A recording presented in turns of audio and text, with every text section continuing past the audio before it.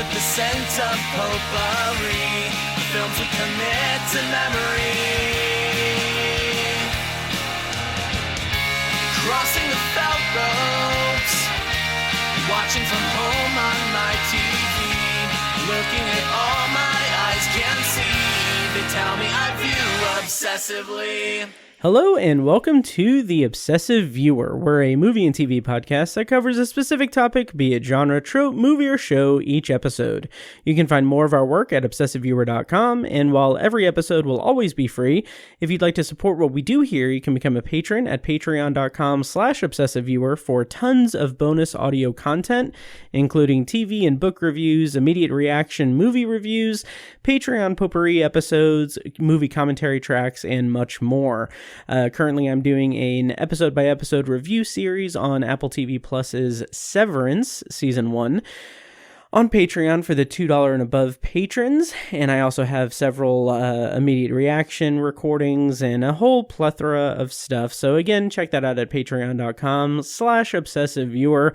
I'm your host, Matt Hurt, and you can find me on social media and Letterboxd at obsessiveviewer. And joining me today, of course, is Mr. Tiny, who can be found on Letterboxd at ObsessiveTiny. Tiny, how are you doing this lovely evening? Yeah. I am doing magnificently. How are you, buddy? Nice. I'm doing quite well. We ran a bit long on the B-roll episode that we have on Patreon for all Patreon supporters. How did you feel about that little tangential recording? Yeah, it was good. I mean, good discussion. Yeah. Yeah, we had a lot of discussion about tilapia and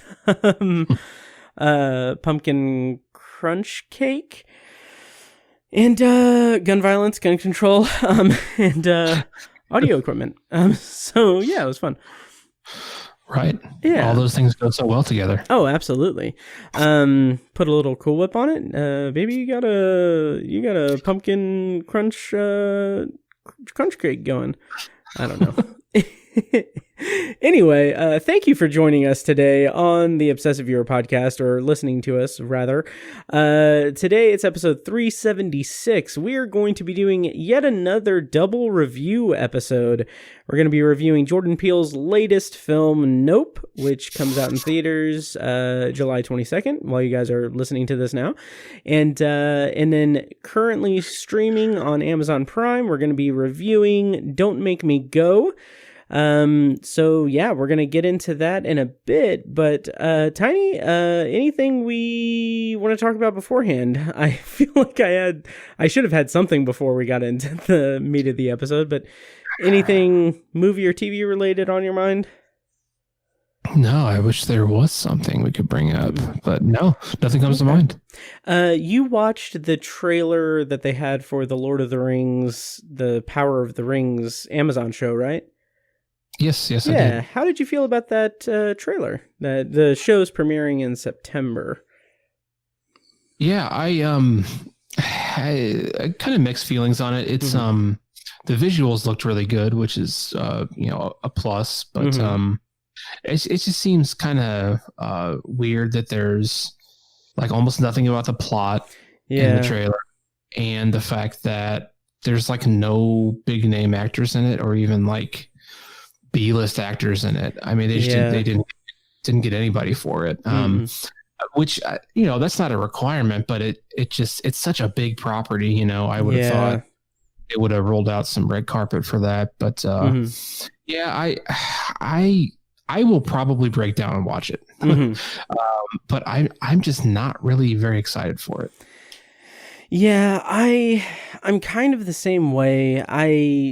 I mean, granted, yeah, there's nothing about the story, and we're kind of at a bad position here because I think this weekend is San Diego Comic-Con. So like this weekend, tons of news is going to break, a bunch of, like, not only about Lord of the Rings, but about a bunch of stuff. I'm sure that there's going to be a lot of stuff with Marvel Studios in particular is going to probably reveal a bunch of stuff.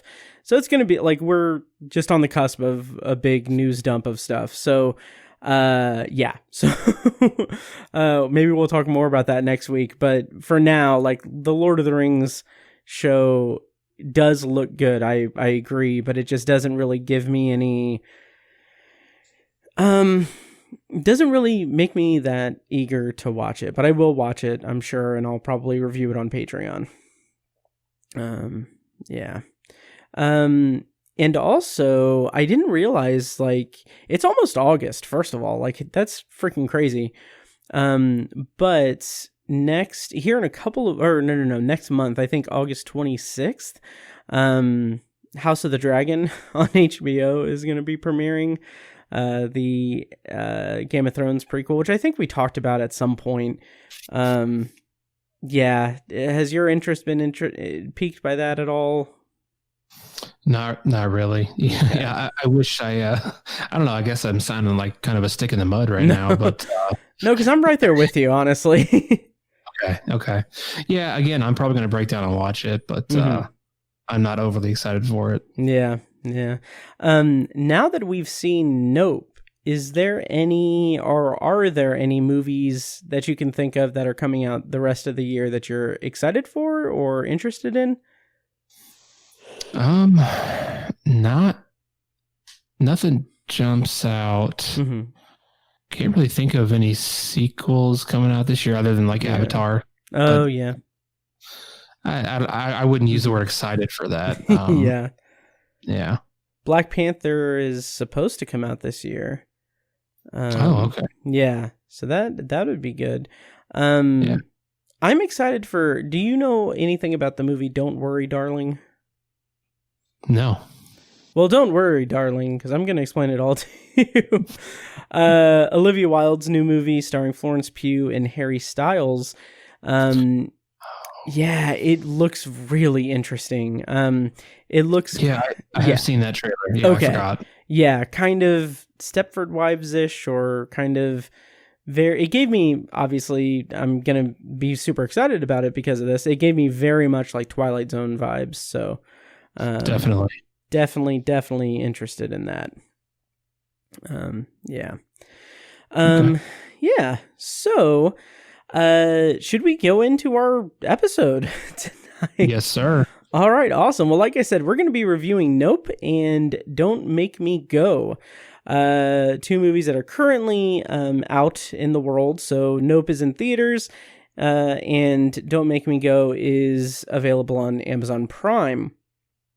Now, as usual, we are going to be doing a non-spoiler and spoiler review for each movie, so check the show notes for timestamps and everything. The show notes are available in your podcast app, whatever you're using to listen to this. If you're, for whatever reason, not able to see them or anything, just go to obsessiveviewer.com/OV376, and they're all right there.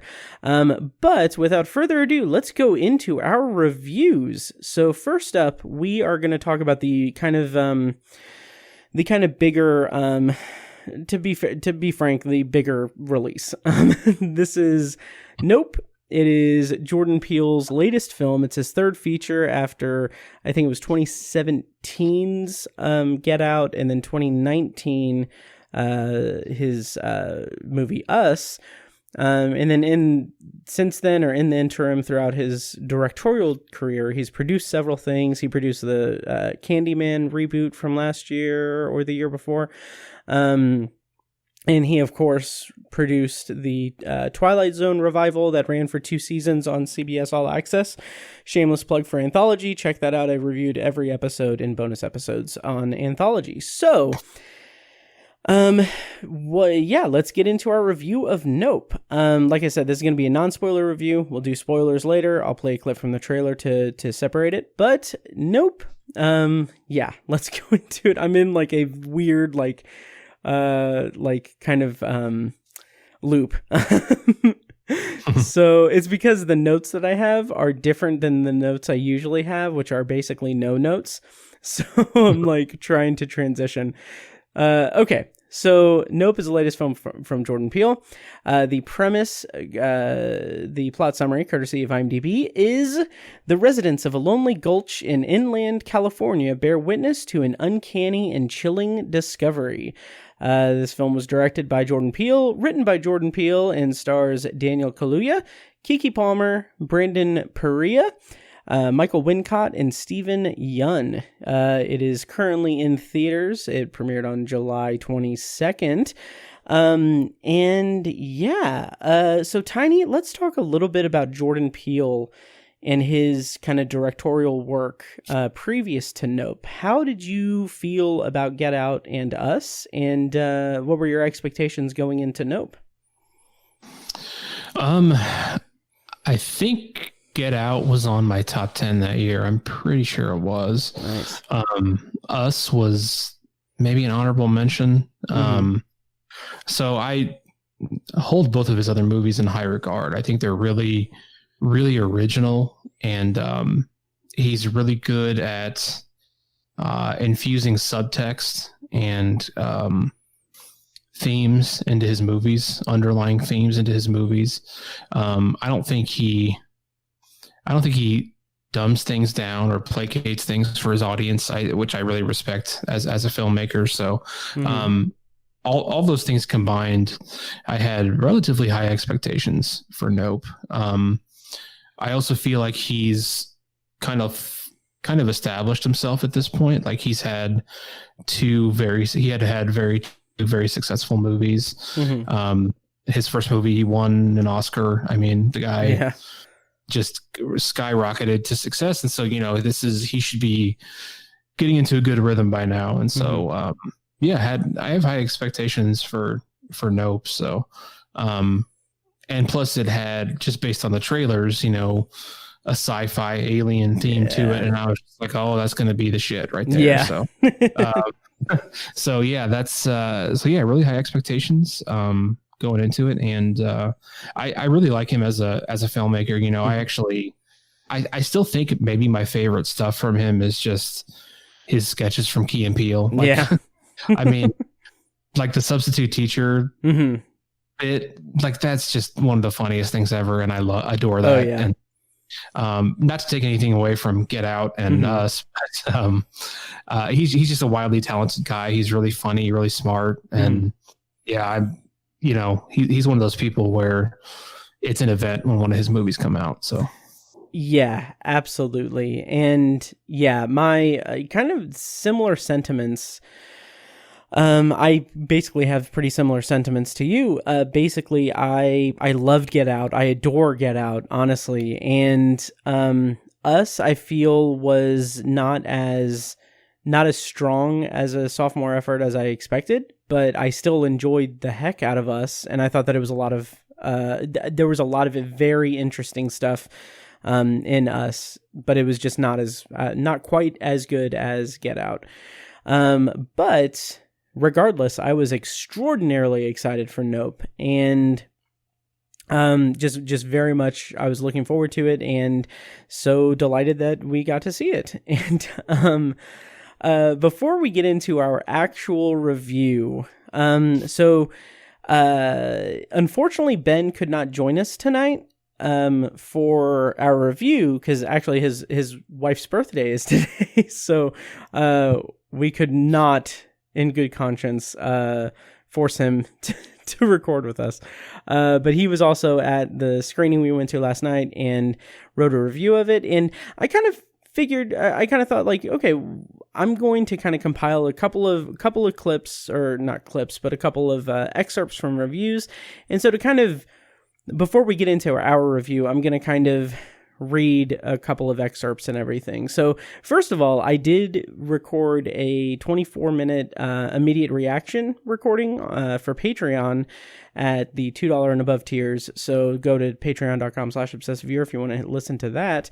I also wrote a review on obsessiveviewer.com, and I'll share a section of that at the end of this little segment. But I do want to mention that Ben wrote a review, and then a couple friends of the show. Andy Carr, he wrote a review on filmyap.substack.com, and our other friend of the show, Mitch Ringenberg, wrote a blurb on Letterboxd. So I'm going to kind of read a couple of excerpts, and then we can go into our review. So Ben's review on themoviestate.com, he graded it as B. And he said that Nope is, quote, a sci-fi horror blend that manages to have a lot on its mind, but never manages to bring it all together cohesively. He then also said, quote, despite its extended runtime, the film is rarely boring and contains Peele's signature ability to hide its message in plain sight. It's just that the payoff to its extended buildup isn't as instantly satisfying as audiences, myself included, will likely hope for, end quote. Again, that's at moviestate.com. There's a link in the show notes. And then friend of the show, Andy Carr, he rated it 3.5 stars. And again, at filmyap.substack.com, he wrote, quote, unfortunately, I think this one may be Jordan Peele's weakest. It's a pretty conventional creature feature with, I guess, a little bit to say about the pursuit of spectacle and the ignorance of man toward animal nature. I say I guess because the thematic elements occupy only a small portion of the film's creative energies, most of which are directed toward creating a cut and dry, although admittedly very pretty, thriller about an extraterrestrial visitor wreaking havoc on a desert ranch. Okay. I did not realize this would be so much reading on my part. So, to round out this section, Mitch Ringenberg, he wrote on Letterboxd at wounded_kite. He rated 3.5 stars and said, quote, having gotten the biggest budget of his entire career, it makes sense that Jordan Peele would choose to emulate the greatest blockbuster of all time, Jaws. And because Peele is better than almost any American genre filmmaker working today, that ambition feels admirable as opposed to foolish. So perhaps it's only a mild disappointment that while Nope obviously doesn't reach the heights of Spielberg's masterpiece, it doesn't quite manage to match the thrills of Peele's first two movies either. So check that out on Letterboxd. Link in the show notes. And so, Tiny, before we get in to our official review, I'm going to read an excerpt from this one jackass's review on obsessiveviewer.com.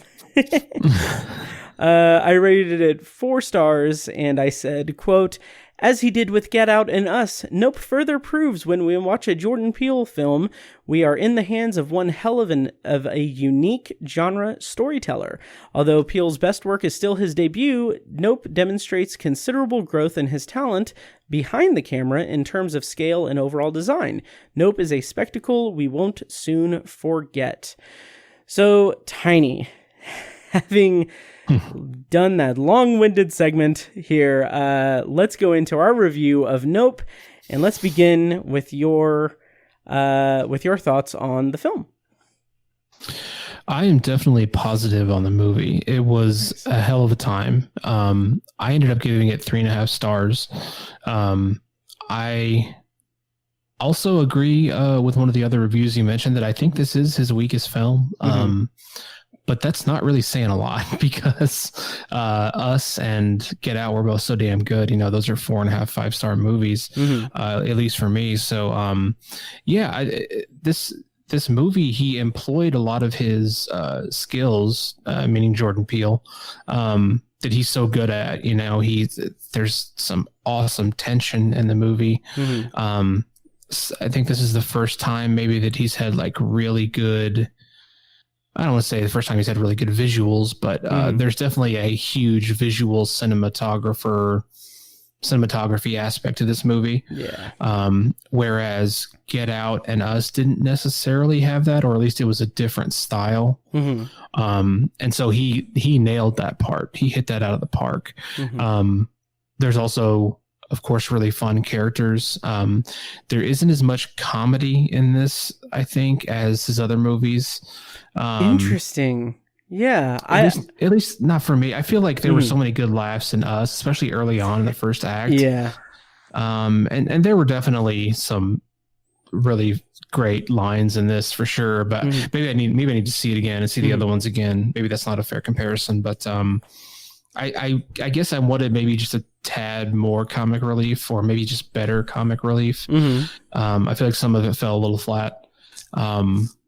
And ultimately, I agree with what Ben said about the payoff. I think it was building towards something and didn't quite pay off to it. It was still really it's a really original idea, which I give him a heap of credit for. But it I don't know. I guess I wanted more of a traditional payoff for it, and or just something a little deeper, I guess.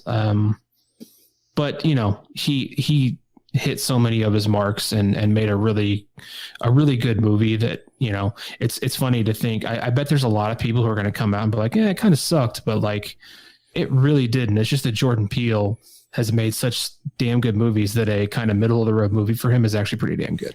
Yeah, and that's interesting because I loved this movie. I thought it was fantastic. So I'm not really I'm not really in the camp of it being his I guess least best movie, because he has such a I mean, he's 3 for 3 in my book for his filmography. Yeah. Mine too. Yeah. But I don't think I think that there's a certain level of not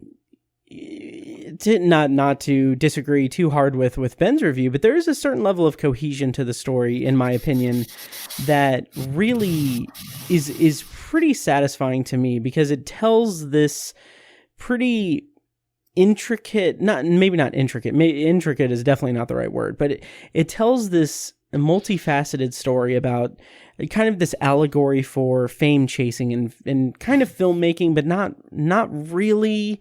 It's more of an entertainer kind of depiction.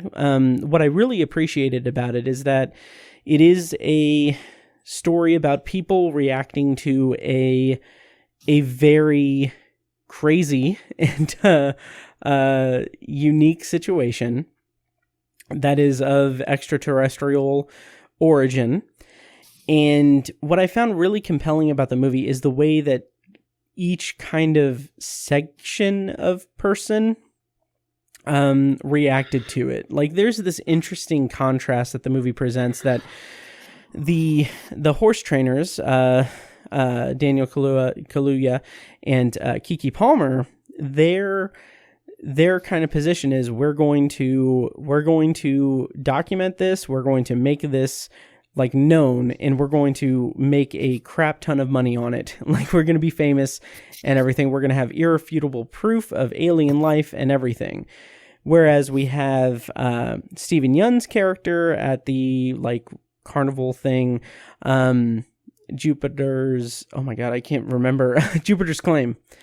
Where his whole thing is like, I'm going to exploit this. I'm going to use this for entertainment, and it doesn't matter like it doesn't matter. It doesn't matter what like the danger is. I'm just going to use this for my own personal gain. And I just find that to be really interesting as kind of this connection between them and the different ways that they react to it. So I don't know. I just found that to be pretty interesting. Okay, cool. Yeah. As someone, like, I know that you are pretty particular about aliens and extraterrestrial stories and everything.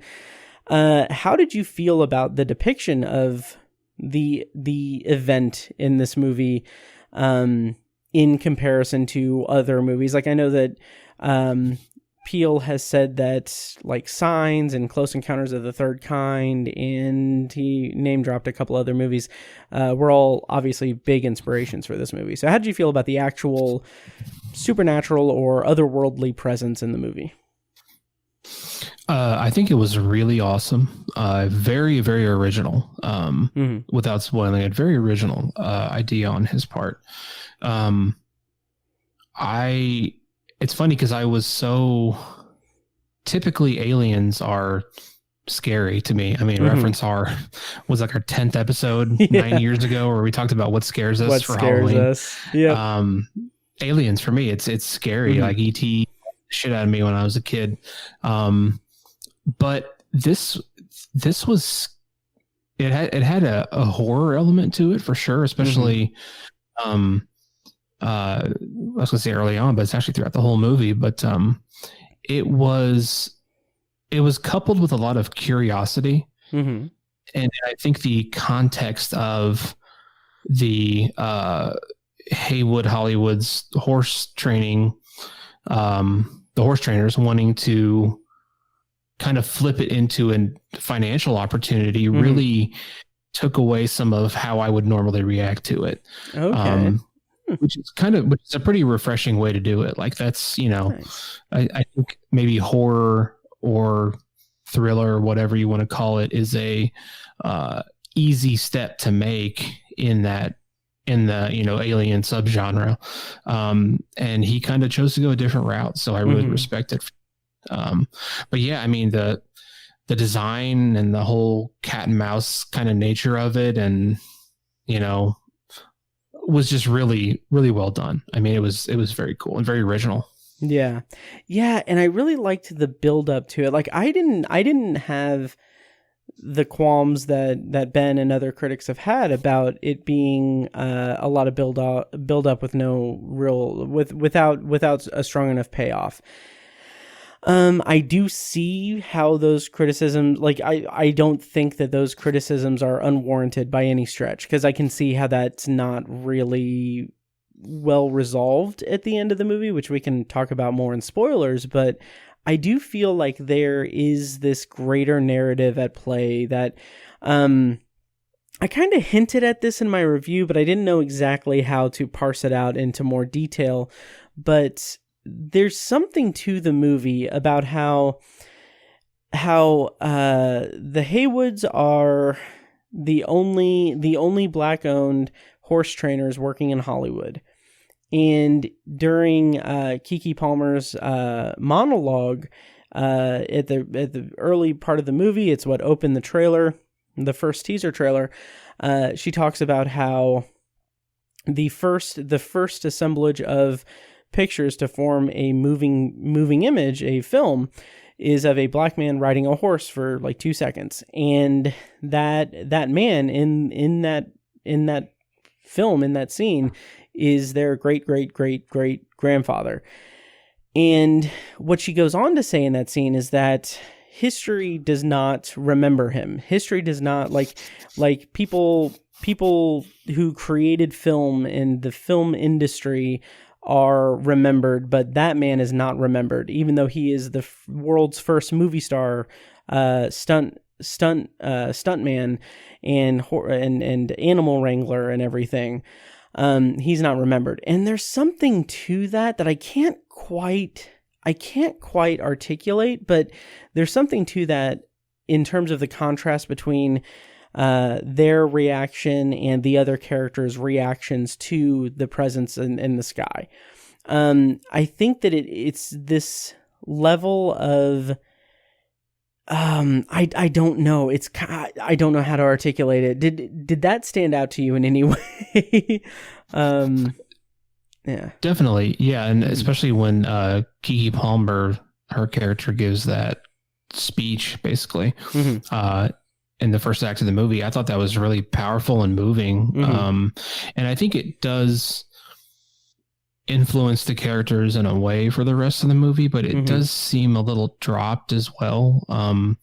Like I almost want to see that explored more, because that's such a cool story. It's so unknown. I remember, or I had heard that before. I had seen the first actual moving image. I had seen it before. But I guess I just never thought about, the implications of the fact that it's a black man. That's really fascinating. So yeah, I kind of wanted to see that explored a little more, I guess. I'm not sure how that would have really fit into the context of the movie any further than it did. But it was definitely interesting. I mean, yeah, I agree. I think that it is there to kind of set in motion the subtext of the movie, that and that's where I'm kind of struggling with that's why I'm kind of struggling with how how that works in it. Because it kind of feels like there's a bigger statement there, because we have, like I said, the kind of there's kind of a there's, oh God, what's the word I'm looking for? There's kind of this overarching kind of idea that in the grand scheme of things, the horse ranch is failing. It's not doing well. They don't know how to run it. They're out of their element. Their father suddenly passed away like 6 months before, and they're both kind of passionless for it. And I think that there's something there as like this, as a little bit of social commentary to the way that minorities are treated in the industry. Maybe, I don't know if it's that direct of a thing, but like this idea that these characters are descended from like someone someone that is of a certain import to the history of filmmaking, and they're working in the industry. Keke Palmer's character can't really break into it. She's focused on that, but she doesn't really care about the horse training or anything, but she's trying to get, like, she's promoting herself in that scene. And then Daniel Kaluuya's character, which we can talk about his performance, because that was a little perplexing to me, but he seems so just monotone and uninterested in anything that's going on. And I feel like that has to be by design. Like, I kind of feel like that is indicative of, like, they feel like they are low rung on the totem pole in the industry. Like that scene where they're on set and the horse is there, and Daniel Kaluuya's character is trying to explain, like, hey, don't stand behind the horse. Don't make any loud noises. Turn your, don't do this. And they're just kind of ignoring him.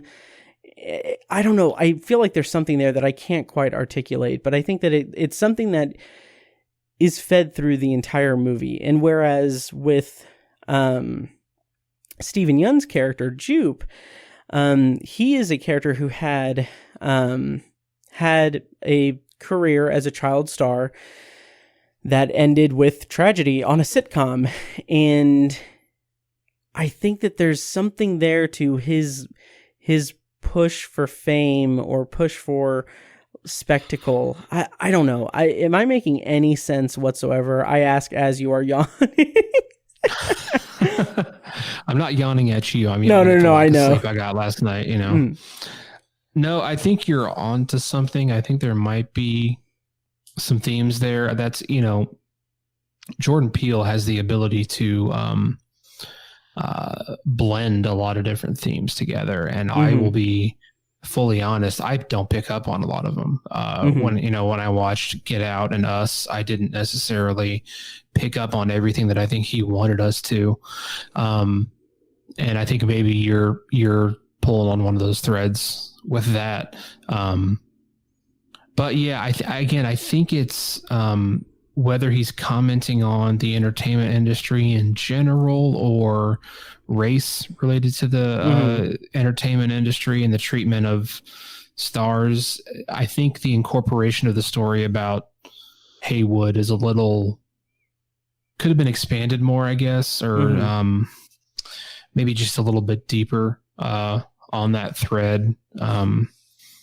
But yeah, it's definitely interesting, and I'm glad you mentioned not to fully change gears, but to Daniel Kaluuya's performance was just kind of an interesting choice. Like I don't know that was the best choice for that character. I mean, no, me neither. It's definitely not a bad performance on his part or bad writing. I almost wonder if Jordan Peele was kind of like trying to buck the trend of the strong silent type kind of thing, which would have been better to just have him be like a loud pussy, basically, I guess. I don't know, as opposed to just kind of a little bit antisocial, socially awkward, not particularly confident kind of character, very soft spoken. I'm not sure why he chose that, or why Daniel Kaluuya chose that. It was sort of, I just don't know if it was the best choice. Yeah, it's so pervasive throughout the whole movie. Like, it's so consistently monotone that it almost has to be like an intentional choice by Peele to direct him in that way. Like, I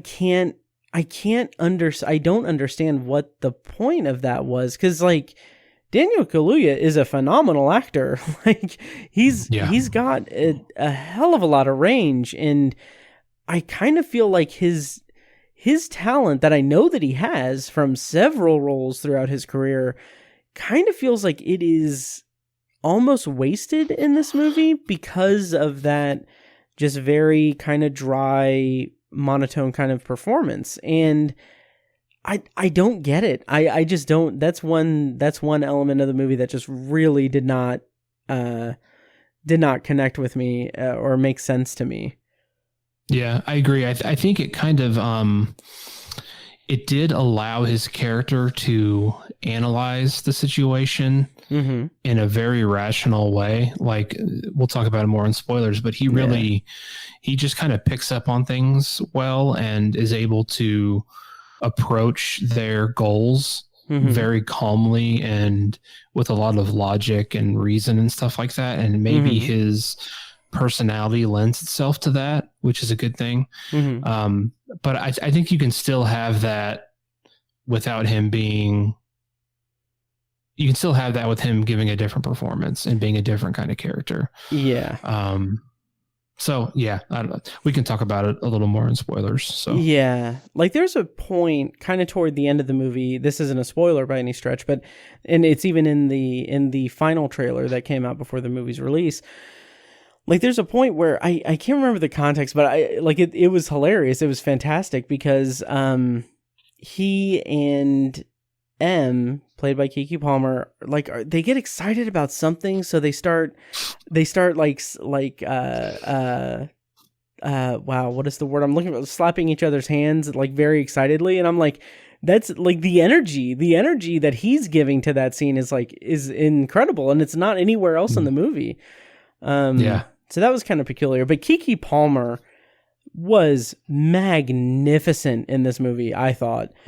Like, maybe that's the point, that her energy, and I think that Ben mentioned this in his review, but like her energy, her just like the presence that she brings to the role, that kind of aspirational, but also very kind of outgoing personality, was a really good kind of contrast to Daniel Kaluuya's kind of, quietness and subdued characterization. And then you throw in Angel, the Fry's Electronics guy, who I think was a lot of fun. I thought he was fantastic. Played by God, where is it? Played by Brandon Perea. Yeah.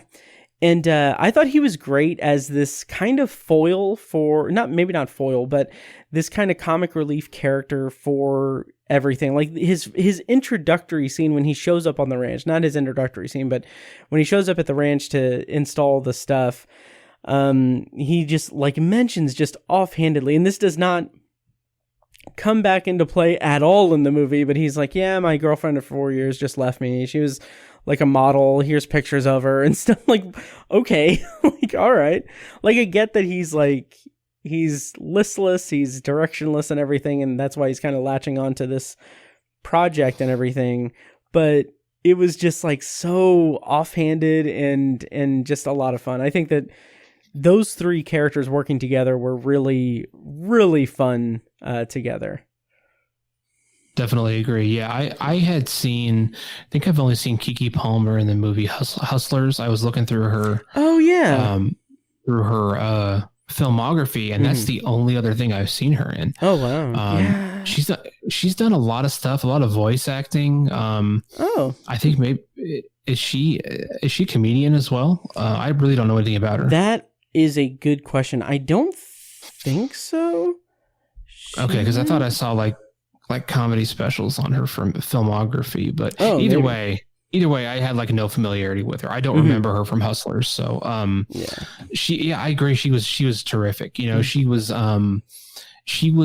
very rambunctious and energetic, but not to an annoying level. Right.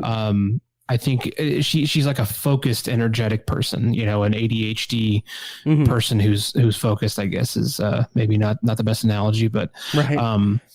And yeah, I think her pairing with Brandon Pareto was great. Perfect. I think he was kind of like the funny stoner. Yeah.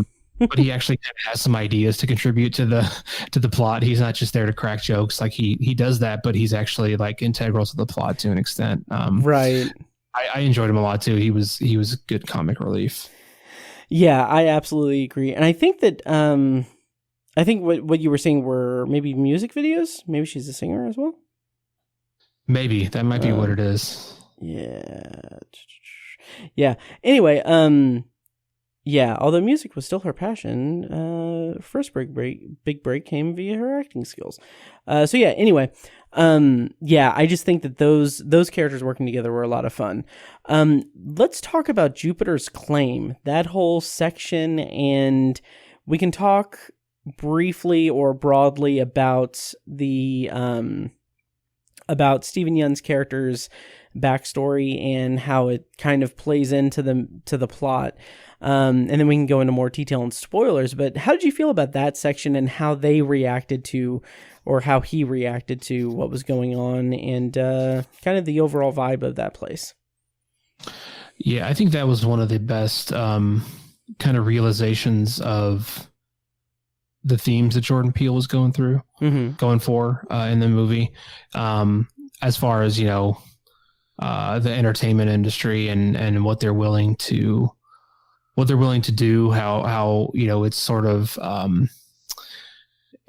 a business packaged as art, as opposed to art that's infused with business. You know, I mean, it doesn't have to be that way, but a lot of the times I think that's what happens. And, you know, a place like Jupiter's Claim it's a business that just, you know, they'll do whatever they can to make money. It's a business more than anything, as opposed to art. So I thought that was pretty a really nice touch to the movie. I loved the super touristy cheesiness of it. You know, that was all really great. This dude is just continuing to ride his 15 minutes of fame and just morph it into a business. You know, that was just really well done, and I liked all that.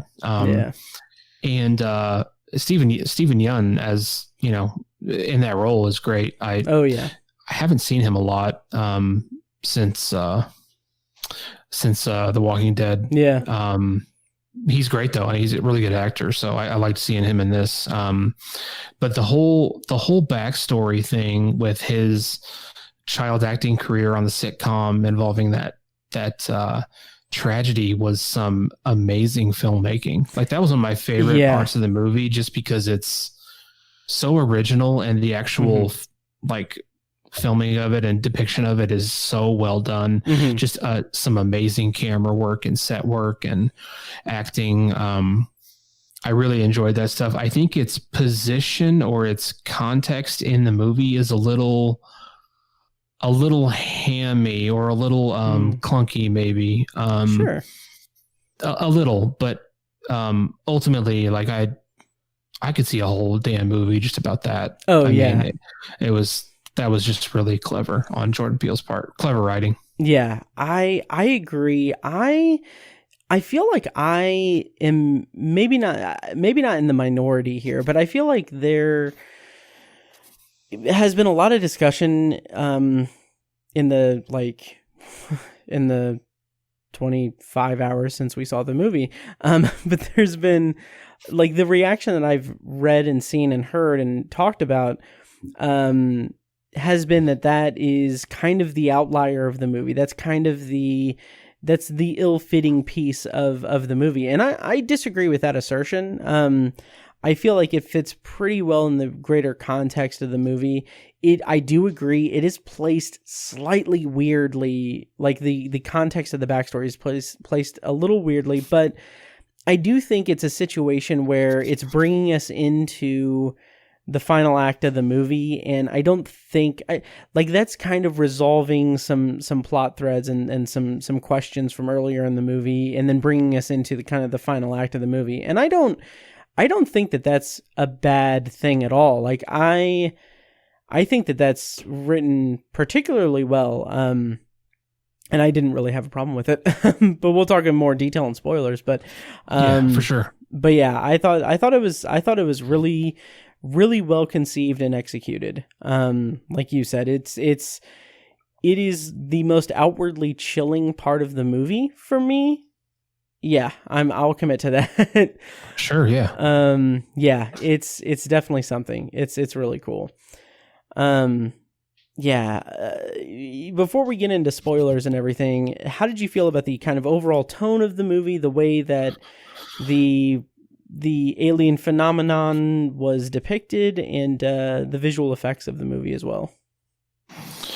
The visual effects were top notch. The alien entity, if we'll call it that, felt very real. It was there's a ton of texture to it. Despite the fact that it's a bit nondescript, but it felt like really natural, like it actually fit into that landscape, and like it was actually there. Now, I never had any delusions that it wasn't CGI. Oh, right. It was CGI, but again, it just blended so well. And I think they even made it difficult on themselves, because they filmed it in a very arid, dry environment where that entity, the ship, if you will, is going to be kicking up a crap ton of dust. Yes. So like incorporating CGI into that natural element, that's a challenge. And they were like, fuck it, let's do it. Like that was kind of a brave choice, really. But it all felt seamless. It felt really seamless. And I think earlier I mentioned the cinematography.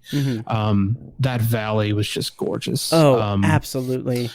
And there's some night scenes that are just incredibly beautiful. I mean, I wasn't really expecting that, but I was just sitting back and kind of watching it like, God damn, this is just gorgeous right now. It's like a painting. Yeah. Oh, absolutely. And I'm curious if you picked up on this. So I don't remember if there was a Shining reference directly in Get Out. But I remember in Us, there is a brief shot of two characters that are twins that are positioned in the way that the Grady twins from The Shining are positioned. Very much an homage to The Shining. Did you catch, and did we talk about, or did you listen to my immediate reaction recording? But did you catch The Shining kind of homage in this movie? No, I didn't. Okay. And I'm not, it almost has to be intentional. Like it's gotta be, like I'm not crazy, but toward the end of the movie, there are a lot of big sprawling shots from the sky pointed to the ground. And the position of the camera, the layout of the valley, the way that the dirt path is being traversed is a dead ringer for the opening of The Shining for 2 seconds, and then it cuts to a different angle or something, and I'm like, that has to be just his Shining homage there. It's like, it is so brief, and it is so, in the grand scheme of things, it's so inconsequential, but it has to be a reference to The Shining. And I was just like, that's awesome. I love that. Even if it's not intentional, I'm like, my brain is going to make it intentional. The camera's kind of like tilted. Is that right? Yes. Okay. Yeah. Okay. Yeah, I do remember that from the movie, and I remember it from The Shining. Yeah. It's like, it's kind of off center from like the object that we're following on the ground is off center, like at this, like pretty much like the same degrees that the was it a VW Bug was off center, like the camera position when just in the opening of The Shining where they're driving to the Overlook. Okay. Yeah. So I don't know, but I thought that was cool. Nice. Yeah. Any other thoughts before we go into spoilers for Nope? I don't think so. I think I'm good to go. Okay, nice. Yeah, I do want to share one thing that I haven't read the full article yet, but I saw this headline and I thought this is pretty cool, or pretty interesting. From Variety, the headline is, Jordan Peele shuts down fan who called him the best director of all time. He said, I won't tolerate John Carpenter slander. It's like, That's awesome. That's pretty awesome. That's pretty awesome. And like, to go on, I'm just going to kind of read from the article and then I'll throw us into spoilers, but oh yeah, was this on Twitter? So yeah, let me see if I can find it. So yeah, so it was oh, okay, Adam Ellis said yeah, okay. He said, I know this is a hot take, but at what point do we declare Jordan Peele the best horror director of all time? Can you think of another horror director that had three great films, let alone 3 in a row? I can't. And Jordan Peele replied with, sir, please put the phone down, I beg you. And then he followed that up with, sorry, I love your enthusiasm, but I will just not tolerate any John Carpenter slander. And then he he had the GIF that is often like this one that's often confused for I don't know what this is from, but it's his face morphed onto it. Yeah, that's great. That's awesome. That's awesome. Yeah, so that's great. Yeah, I don't know what that original GIF is from. I don't know either. It's often confused for Zach Galifianakis, I think.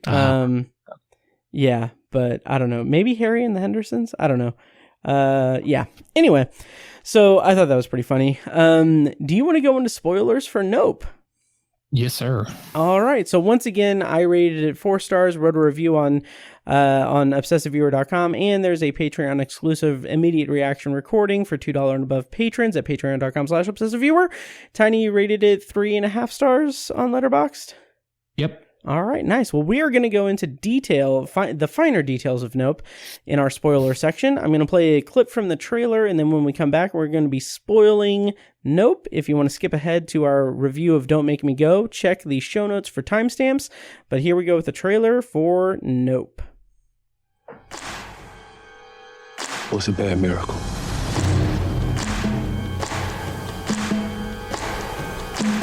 They got a word for that?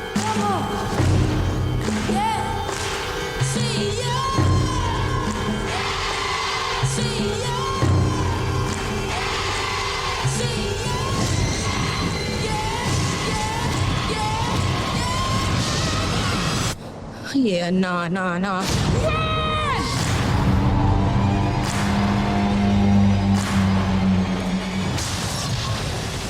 All right, so spoilers on for Nope. I have a few notes here. We did not talk about the director or the cinematographer character, Holst, at all, played by Michael Wincott. Do you want to talk about him, and then we can go into the other aspects of those spoilers? Yeah, he was an interesting addition to the cast. I think it's his character is, I guess, extra poignant because of he has like the most gruff voice imaginable, deepest, gruffest voice you can possibly imagine, and he sort of is that kind of strong silent type. So to have him thrown in with this kind of ragtag group of folks trying to do some wacky shit is funny, a little bit of fish out of watery, I guess, or just kind of a funny juxtaposition of him with the other characters. He was really funny. He did a great job too. I appreciated what he did, but that was an interesting aspect of the movie for sure. Yeah, and I'm kind of wrestling with it a little bit. I thought he did a phenomenal job in terms of performance and everything. I'm kind of struggling with I'm not even really the purpose behind it, because I understand his character arc. I think that he is a little too underdeveloped for the conclusion of his story. So basically, he is directing the commercial that they are working on at the beginning of the movie. And then when all the UFO stuff is happening, M calls him and like is like, "Hey, we don't have any money, but we have the chance of a lifetime to shoot something, and you're known for being able to get the impossible shot. So we're gonna, like, if you want, you can come and we can get the most impossible shot." And then he's like, "Well, what kind?" And then she says like it's the shot of your dreams or whatever. And then he says something super cryptic, and he's like, "That's the dream I never wake up from," or something like that. So like that's the one scene we get.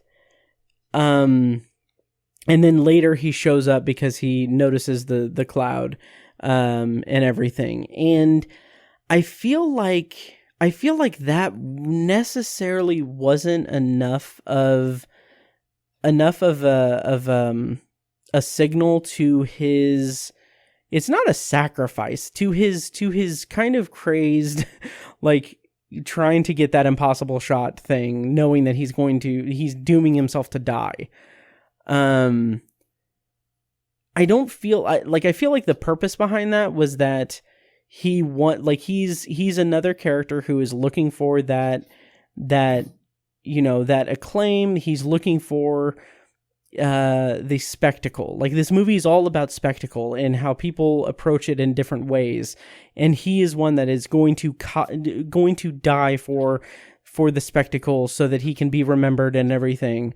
Whereas like Jupe at Jupiter's Claim is willing to just sacrifice horse after horse. He's putting these people in danger just to show off this thing that he doesn't understand and cannot control. And then you have the Haywoods, who their bread and butter, their job is to tame horses and have them be on film and filmable. And so I don't know, it just, I kind of feel like if the intention was to have Holst be this character who has his entire life dreamed of finding that perfect shot and doing this, like getting the impossible shot that no one else can get, I kind of feel like there should have been a little bit more build up to when he dies trying to get that shot. How did you feel about that? Yeah, I think you're right. I think it was a bit of a little unearned. But I do like the whole kind of blaze of glory thing that he does at the end. That was a cool scene. But yeah, I think trying to expand his character more would have gotten messy, and would have just added scenes to the movie. I think it's kind of makes sense that he sort of shows up kind of in the third act for the most part, and really, gets rounded out in that act. So I think he's just a difficult character to develop in the context of the movie. So I don't think you're wrong. I don't disagree with you. I just think it's a little messy trying to work him in, I guess. Yeah, and the way that you say that about it makes sense for him to show up at the end like that. That is true, because other people show up, like the TMZ guy shows up, and at the end of the movie, when when she's getting the shots, like the news rolls up and everything. So like it does make sense that he's drawn to it, or that he finds something to come to it and everything. Same as Angel, Brandon Perea. So it does make sense. It is a certain level of cohesiveness to that. I just feel like there should have been, at least for that one character, a little bit more development for me. But I agree that could have been a little messy. Yeah. Do we want to talk about Jupiter's Claim and all of that, as well as like? Okay, let's first talk about the flashback, the chimp rampage thing on the set of Gordy's home, I think it was called. I thought it was spectacular. Like, we talked about it in non-spoiler, but that flashback sequence was just incredible, like so creepy and scary, and unnerving. Yeah. How did you feel in more specifics about that? I agree. I think it was, you said it was probably the most chilling part of the movie, and I agree with you. There's one other scene I'll talk about later, but yeah, and I just loved everything about that. The camera work especially was so damn good in that scene. It was so immersive. It felt like you were, like a conscientious observer during that event. It was so wild. And just the I think the CGI on the chimp was great. Yes, just really good, especially from a what jumped out to me is that it's a scene of absolute carnage, like that you can see blood sopping on his clothing that he's wearing. It's all over his hands, it's on his face. But the chimp has this very kind of calm demeanor about him, like he didn't just murder some people. Because it's just a natural thing for him. Like it's just that chimp being that, in nature. Or it's an instinctual thing, I guess is a better way to put it. But that all just jumped out to me as just incredible filmmaking. Yes, and I love the way that we don't like the first shots of the movie, like the opening scene of the movie is like voiceover of the filming of the scene of that episode of that sitcom. Like there's audio from that sitcom, and then all we see is just a look at the set of the aftermath with the chimp just sitting there, and then he looks at the camera, and we don't have the context in that scene. Like we have no context in that scene. And then when that comes back later, and we know that we're in the POV of Jupe as a child, like it's just even more unsettling when we get that scene and he goes up to him. And I feel like the greater narrative here, the greater story here, and kind of the overarching theme of everything going on in this movie is that the movie is about like people not respecting like creatures and not respecting those that are more powerful than them or more like that they don't understand. So, and I've been kind of struggling a little bit with this, but like Jupe, played by Steven Yeun, he is a character who witnessed firsthand this just incredibly violent, vicious outbreak, but he is still, like, as an adult, he not only doesn't learn the lesson from that he shouldn't, that people should not exploit creatures or living things for their own success or entertainment or the concept of showmanship or whatever. They don't need to do that. Like that's not something that should, like that's a lesson that is harshly learned on the set of the sitcom, but it is not imparted on him. Because he does the same thing with the UFO, and he pays the price, and he like kills everyone there. It kills everyone. But we'll get to that in a second. But also the office scene where OJ is talking to him about the horses and everything, and then M gets distracted and talks about Kid Sheriff and all that. He goes into talking about the massacre, going into talking about what happened, and he even says that he usually charges people thousands of dollars to see this like secret shrine that he has in the back of the office that's hidden in a wall, like a secret doorway. It's very just gross and exploitative, and he talks about it. It's so interesting because he tells the story, and then when they ask, I can't remember if they ask or if he says that people ask what really happened, but I think they ask him like what really happened, and then he just kind of deflects, and he's like, Chris Kattan on SNL did a great job, and that's the best way that I can describe it, is just that was spot on. And it's like, it's this weird compartmentalization that he does where he's not like it's separating the knowledge of what really happened, what he witnessed, what he saw happen, and instead of like facing that, he is deflecting and he is focusing on the spectacle and all of that. It's just a really interesting character trait for him. But yeah, what did you think of that word salad that I just spewed in your ears? Yeah, I think Steven Yeun, his character is just so fascinating. I mean, it's a fun allegory for, human beings not respecting nature, like you were saying, and he has every reason to a glaring, horrible, horrific reason to understand that lesson, but he doesn't, and it ultimately leads to his demise. And it is funny, he takes the wrong lesson from the whole Gordy incident, and tries to exploit it for his own gain as opposed to learning from it. And that's just it's one of the reviews you mentioned earlier. Someone compared it to Jaws, and it's an apt comparison. People not respecting the power of nature, and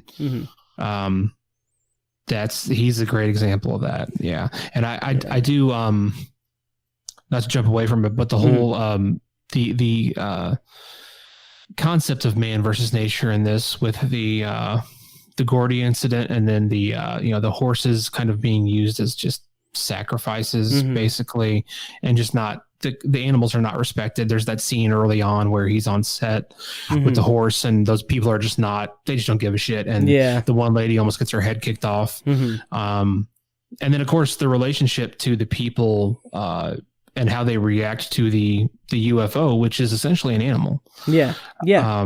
Which we find out. And it's so great because, OJ is the only person that respects it as an animal and treats it, tries to understand what the nature of that animal. And he's the only person who has any success avoiding being food for it, because we're just so outnumbered. It's so powerful that there's just no way we don't stand a chance against it, really. But he actually tries to understand what makes it tick and see how it works. And he actually has some success trying to navigate it and interact with it and everything. And that's such an interesting aspect of the movie. I really enjoyed that. It's funny because that's sort of a classic thing, I guess, in kind of a monster movie. There's always some badass that comes along and kind of understands how they're going to kill the monster or get the monster or whatever, but it had such a different meaning in this movie because of the man versus nature theme that was being pounded so hard.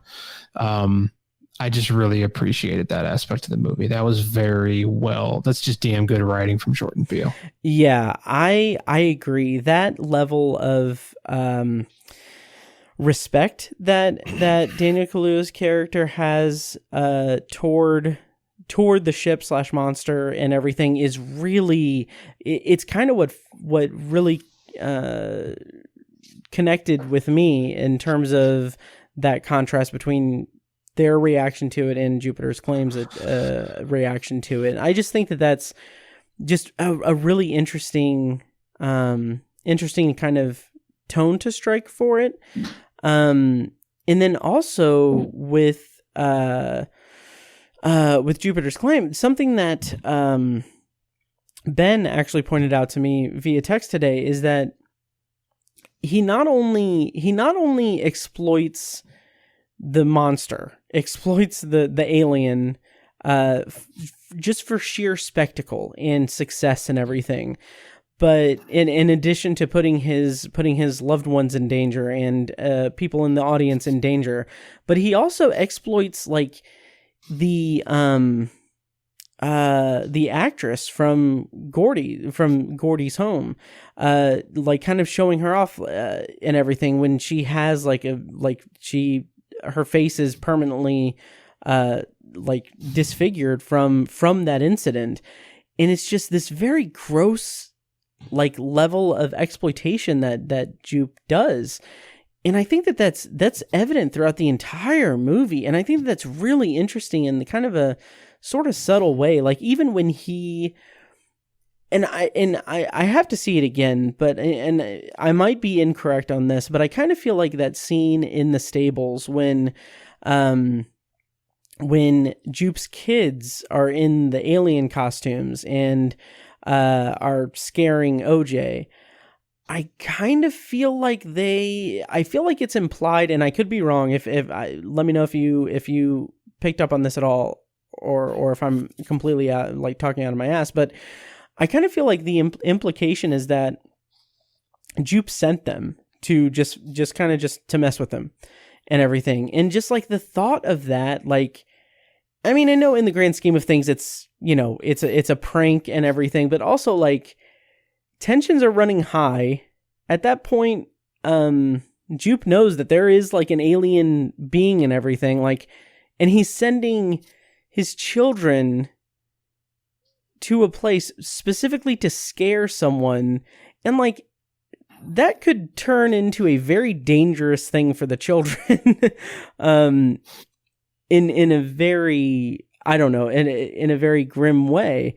And I just kind of feel like that is indicative of Jupe just not caring about, you know, other people because he wants to do the spectacle thing. And I don't know, that's a very small part of it, but I don't know if I'm again talking out of my ass. I don't know if I came to the same conclusion that Jupe sent his kids. Mm-hmm. I think maybe the kids were just being jackasses. Mm-hmm.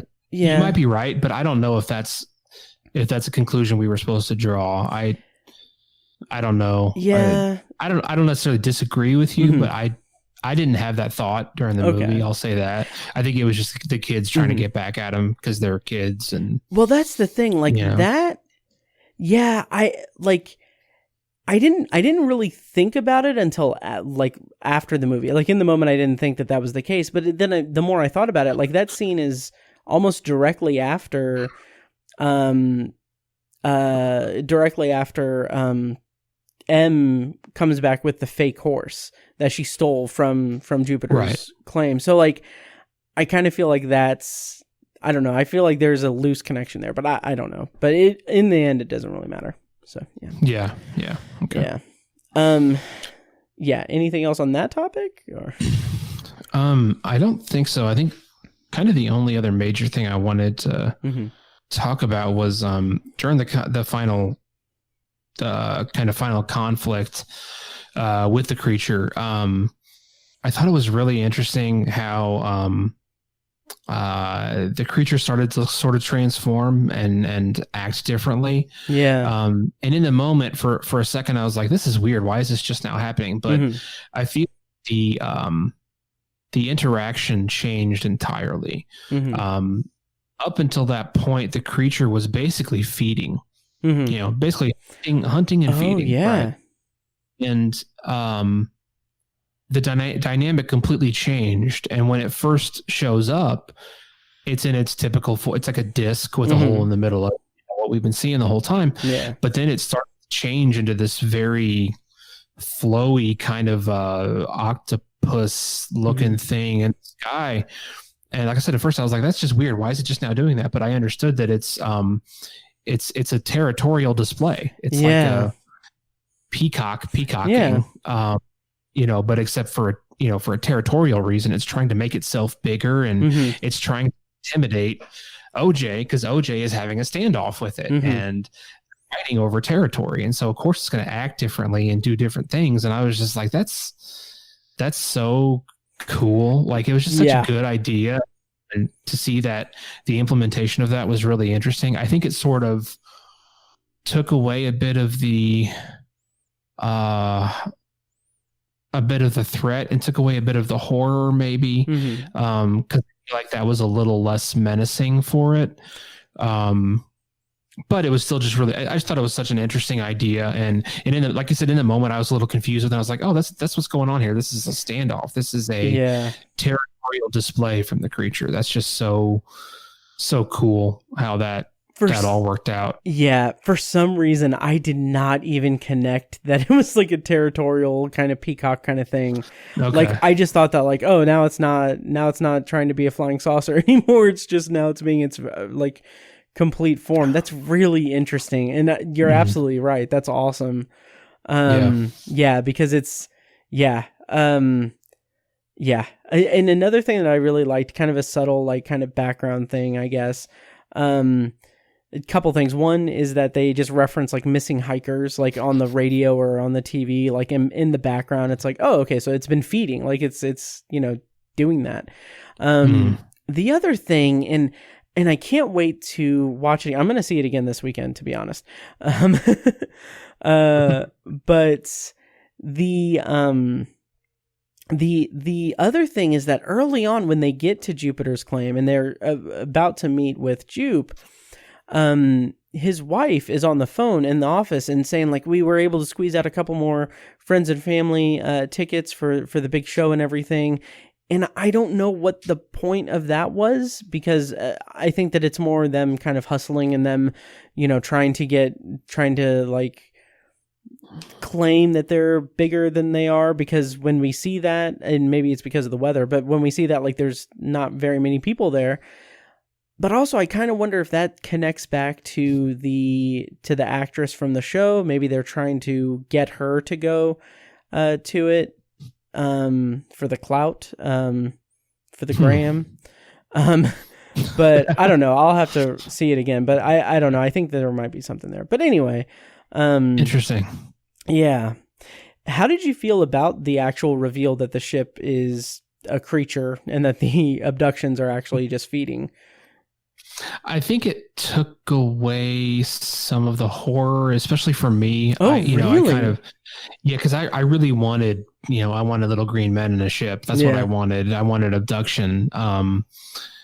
But it morphs into a whole nother kind of horror, that it's a seemingly unstoppable monster that's just incredibly fast, incredibly powerful, and it can just literally suck 50 people up out of off the ground like it's nothing and feed on them. That's horrifying. And I think the other scene in the movie that could be the most chilling part is when all of the spectators from the new show that Jupe is trying to make get sucked up into the alien, and we see them being consumed and digested, and they're screaming in horror. That's really disturbing to me.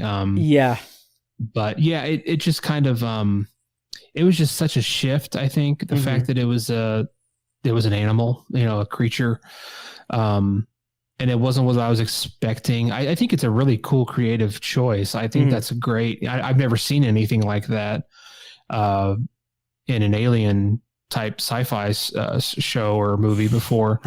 So I really respect it for that. I think it was cool, but I guess it's just not, it was such a shift and just so different from what I was thinking and what I wanted that it ultimately just kind of, it didn't take me out of it, but it was just a slight, like, kind of letdown, honestly. Interesting. It's not a fair criticism. I can't criticize the movie for it. It's just my reaction to it was like, oh man, I really wanted little green men to be abducting people, but okay, that's okay. This is cool. I mean, that makes sense. Like, I get that. I did not have that reaction. I thought, like, that's where the movie kind of really clicked together for me. And for a couple of reasons. One is specifically because the way that it's shown is so just wild. Like, when Jupiter's claim, all the people there are brought up, and we see like that very narrow, like, digestive tract from the inside, and we see them struggling and screaming. And then later, when we hear the screams as it's back in saucer, or as the saucer is flying around, absolutely chilling. And it leads to an incredible sequence where it's raining blood all over the house. Like, it's basically, which is funny. Like, that is a completely wild scene, creepy and scary, but like when you think about it, it's just this creature shitting on a house. But the other part of that is that the movie clicked together for me when it's revealed that it's actually a creature, because OJ like sees that and he's like, oh, it's a predator. So we need to figure out how to basically train it or wrangle it or whatever. Like he's utilizing they know like that their job is to manage horses on a film set. So he's using that skill set for like capturing footage of this thing. Not their intention isn't even to destroy it. It's just to get that perfect shot.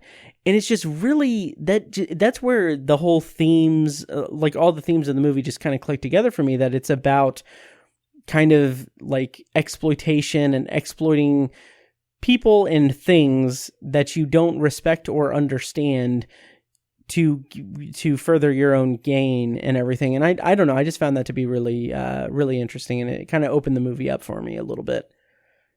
Yeah. Okay. That's cool. Yeah.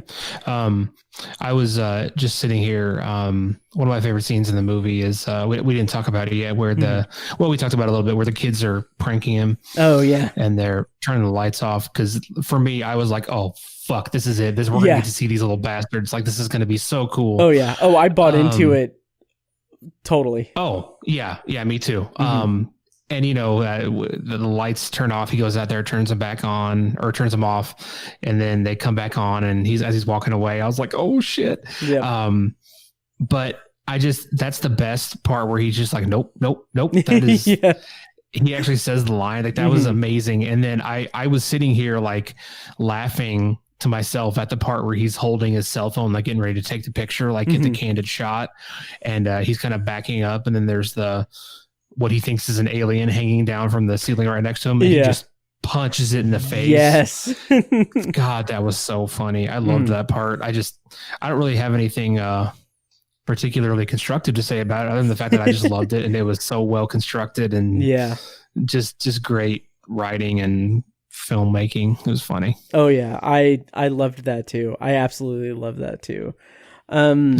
What did you think of the kind of final moments where she gets the shot with the kind of crank thing, and and I remember the context of the kind of like the palm slaps scene. It's when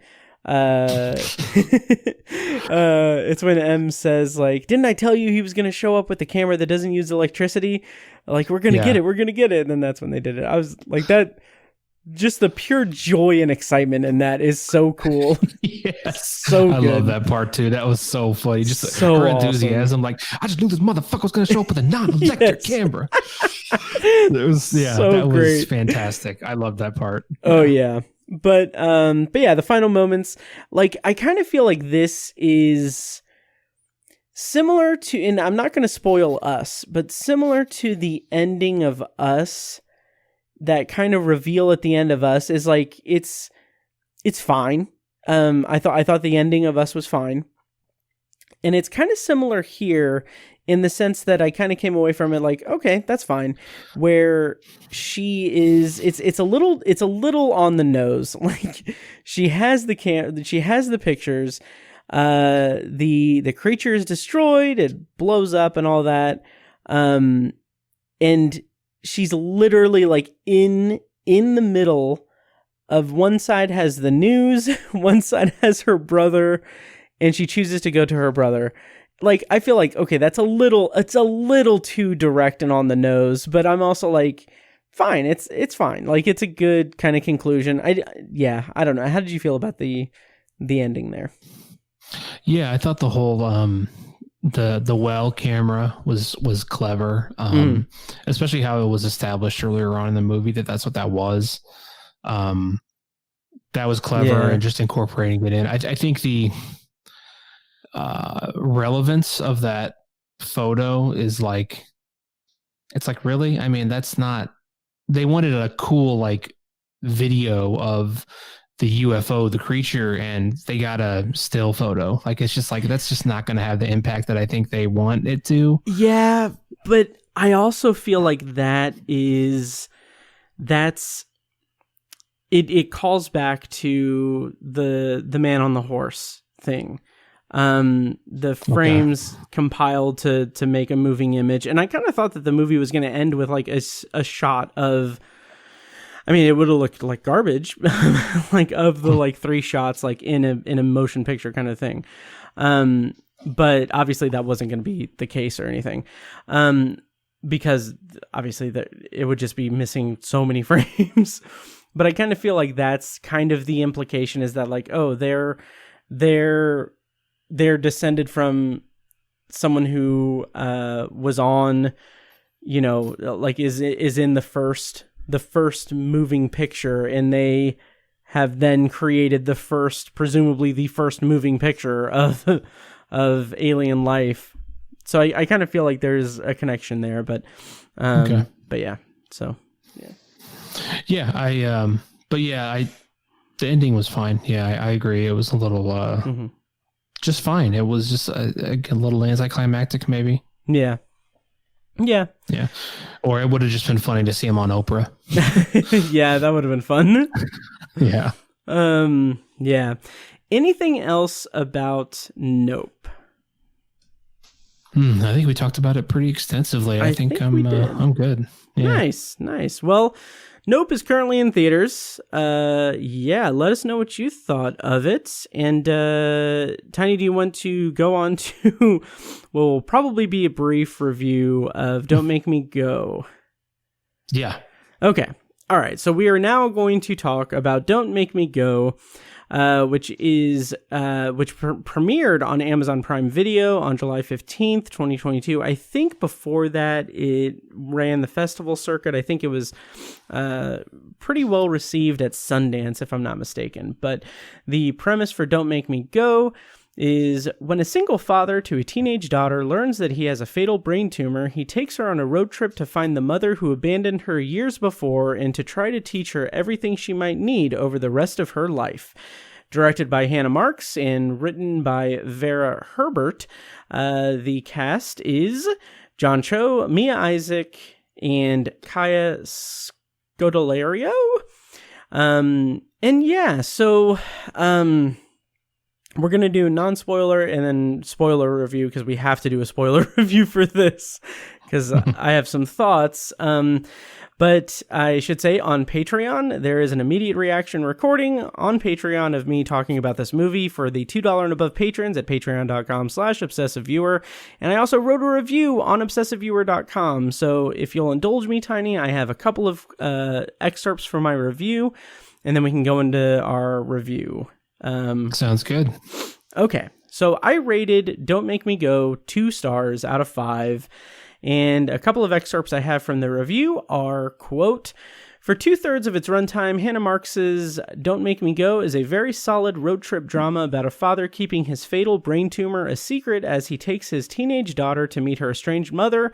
John Cho and Mia Isaac give strong performances in a script that does a respectable job of setting up the dire and dramatic circumstances in which the pair find themselves. It is unfortunate, however, that the other third of the film squanders that goodwill by upending itself with an unearned and manipulative story beat that feels too much like Vera Herbert's script is attempting to trick the audience rather than bring the story to an organic and satisfying conclusion." And then I go on to say in the review that, quote, "Don't Make Me Go is eerily reminiscent of 2018's Life Itself, another movie that disguises its emotionally manipulative storytelling with unearned surprise plot turns. It isn't a surprise that Don't Make Me Go screenwriter Vera Herbert worked on NBC's This Is Us, which was created by Life Itself's writer and director Dan Fogelman.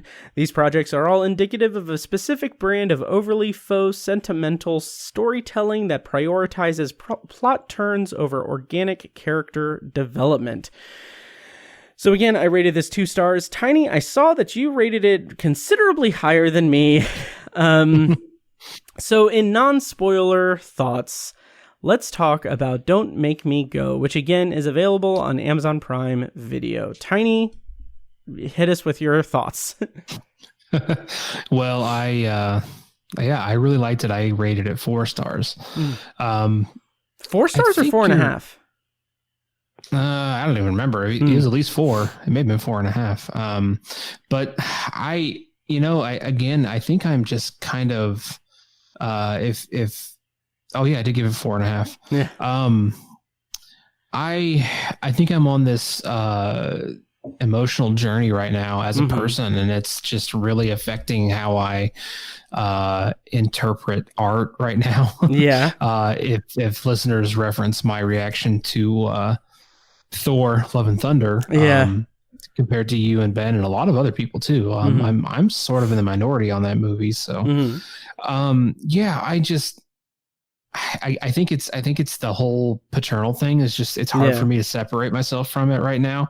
But I do think it was really interesting. I was surprised. I didn't see, I didn't see what was going to happen. It was very surprising to me. I thought the performances were both really good.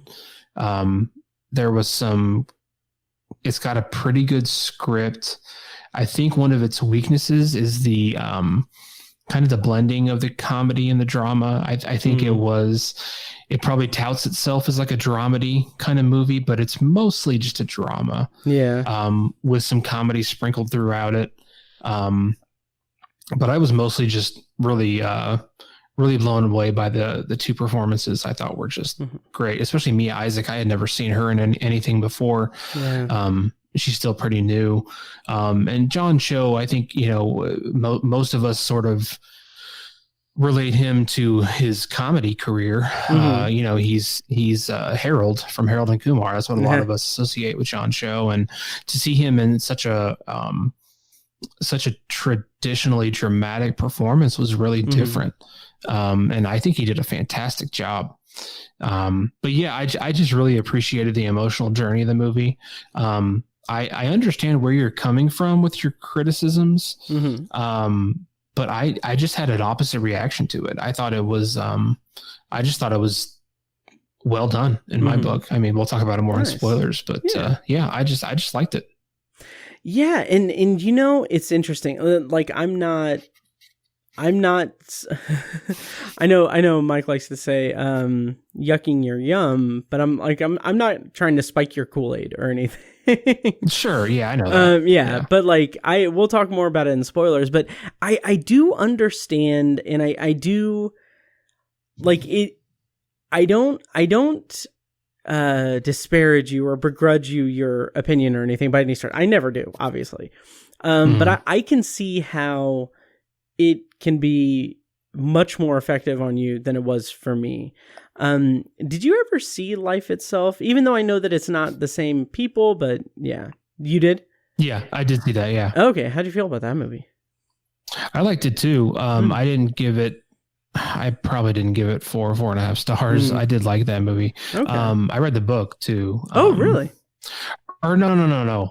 I'm thinking of the wrong thing. Oh, okay. I'm thinking of The Fault in Our Stars. Oh, yeah. Okay, yeah. No, Life Itself is something completely different. It's I never saw that one. Okay, yeah, it was also on Amazon Prime. Did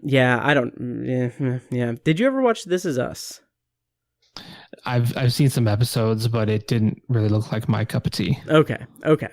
So anyway, yeah, it's kind of the same brand, I think, but yeah. But yeah, like I said, I kind of feel like this movie, it works really well, reasonably so, I should say, reasonably well as this road trip movie, kind of connecting with family and everything. Like it kind of gets a little cute and schmaltzy there.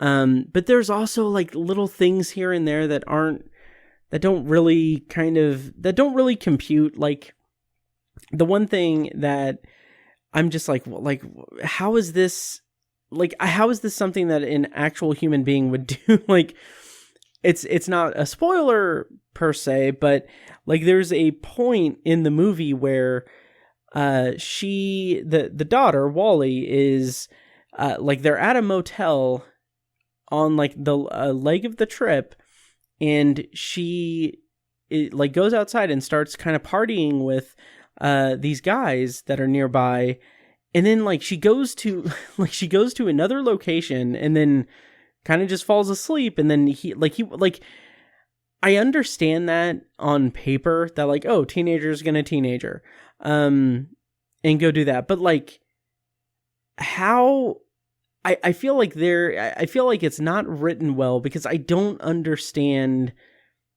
the mental state that would lead a teenager to do that while so far away from home. And I don't get that. I don't understand that. It's a minor nitpick, but I just think that that kind of took me out of the movie a little bit. Okay. I didn't have that, that reaction to it. I think kind of what you said, teenagers are going to be dumb and do dumb shit, and they're going to look for the good time. And she was looking for a good time. I think that was just the explanation for that. I also think it was sort of decently well established that her character caves to peer pressure. Yeah, so that's true. I think that kind of explained that part of it. So I had a similar reaction in that I'm like, what is she doing? Why the hell would she do this to her dad? Jesus Christ. But that's because I'm getting old, and I'm veering more towards the paternal instinct as opposed to the fun teenager shit, Yeah. Yeah. And again, that's probably comes across as me just being like, well, kids these days wouldn't do that, even though I don't know what the hell kids these days are doing. I haven't watched Euphoria yet. So yeah, I don't know. But I mean, up until the turn toward the end of the movie, I was enjoying the movie. I thought it was really pretty solid. The connection between the characters was really strong. The chemistry is phenomenal. Both John Cho and Mia Isaac do a phenomenal job. It's just that switch at the end, that thing at the end, just does not. It didn't sit with me at all. It lost all I guess credibility really for me, and it just felt very pandering. Yeah. Anything else we can really talk about in non-spoilers? No, I think the spoilers is the big meat of the movie. So yeah, yep.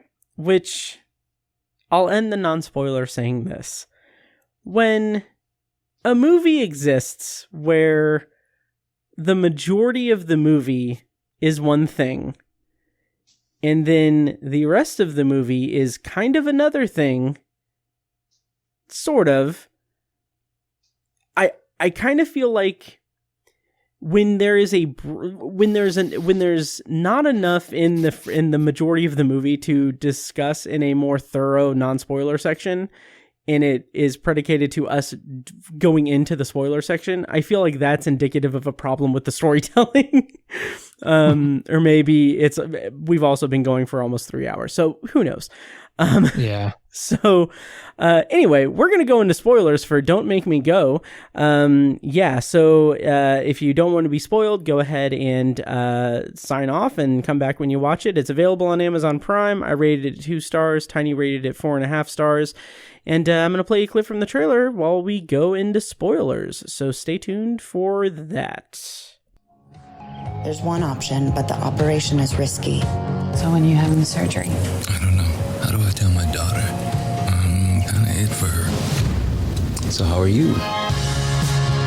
Let's go somewhere. We've never taken a real road trip together. No way. It's the rest of summer. We're going. I will be miserable the entire time. I will teach you to drive on the way. If you have a good attitude for real, I'll let you get behind the wheel. If you promise to never do that again, ever. I will never, ever do it again. Get out! All right, good. We're going to see so much good stuff driving. When you get back on this trip, I want you to... Okay, so spoilers on for Don't Make Me Go. First, I just want to say, before we get to the big thing, I also felt like it was a little bit peculiar. I won't say peculiar. I'll say this. I feel like the movie did not do a strong enough job or a good enough job at communicating why the choice that John Cho's character had was so hard. because the movie paints it as he has a fatal brain tumor that he is given a prognosis of at most 1 year. However, there is a surgery that can be done, can be performed, that if it is successful, he's good. But there is a risk that he could die during the operation. As someone, like, I feel like I won't say that is a clear, like, that is obviously a very horrible situation to find yourself in. That is a very difficult decision to make. But I kind of feel like it's a little weird that he's just like, okay, I'm just going to take the 1 year. I'm going to not do it. I'm probably not going to do it. And the whole point of the movie is him getting, I guess, kind of getting this new lease on life and this new kind of he at the end of the movie, he gets the surgery and he's okay and he has a new life. And then it just felt just so not authentic to me. It didn't feel like it was developed well enough. Did you have any thoughts on that aspect of the story before we get to the big show? Yeah, I think I disagree with you, and the reason is because I think he felt like he needed the time, because he needed the time to basically, introduce his daughter to her mom, and because he had no one, that his daughter had no one else to go to besides her mom, and she's never met her, and so that's what mattered, was making that connection for her, getting her connected with her mother. And if he chose to just go ahead and do the surgery and he died, his daughter would be left in the dark. And so I understand why he chose to go on the road trip and all that. But I think, after he establishes that with his ex-wife and his daughter, I think from then he should have presented everything to his daughter and said, hey, this is the scenario. And, obviously his daughter would have talked him into getting the surgery. Right. So I think I followed the logic of that, and I didn't disagree with it. I think it made sense. Okay. For that reason, I think it was just about the time for him. He was like, the surgery for now is not an option. I think that's kind of what he was going on. Yeah. And it does track with the character, because he's unable to really form like an emotional connection with his booty call, for lack of a better word. So I do get that. I like, fine. Yeah, that's fine. Can we talk about it? Yeah. Okay. So the movie opens with a voiceover saying, you're not going to like how this story ends, but I hope you enjoy the ride, or whatever. And then after, they've bonded and everything, and he goes up and does karaoke, everything gets blurry, and then she fucking dies. And then we get another voiceover where she says, I told you weren't going to like how this ended. Let's look at like do you remember when I passed out when Glenn kissed me? And do you remember when I almost passed out while drinking? Do you remember how I said that I was sweaty? These are all red flags for a heart defect that I had, and I'm dead. How dumb are you for not noticing that? And like, aren't I so clever, being a movie that is just doing this big switcheroo, because you thought he was gonna die. So instead of actually, telling a very heartfelt story about a father and son, we're going to pull the rug out from underneath you and kill me. And so my dad can, hook up more legitimately with his girlfriend and then get the surgery and be okay. How clever. I hated this movie, Tiny. It felt so pandering and so, like, it felt just so insulting, and it just felt so, it felt like the movie was more in love with the idea of switching it around and surprising the audience, that it lost any chance of being emotionally resonant for me, specifically because it wanted to do like the big twist thing instead of like, I don't know. It just felt like it wanted to be like a shock thing rather than an organic thing. And then when you add the literal flashbacks, like they showed the scenes where she has these symptoms and they presented it like, oh, hey, you thought we were going to kill John Cho, but we're going to kill the kid instead. You fucking idiot. Like, it was insultingly bad for me. I really didn't like it. And again, I don't want to yuck your yum, but man, I hated it so much. It was so dumb. It was so insulting, so pandering, and I really didn't like it. But I say that with the full knowledge that I know that you are in a much different space. You are in a much different point in your life. You have a different reaction. I'm sure you have a different reaction to it. So I will yield the floor to you, and I will try not to curse anymore. Well, what I loved about the movie was not the twist. I mean, it's not one of my favorite parts of the movie. That's not what I loved about it.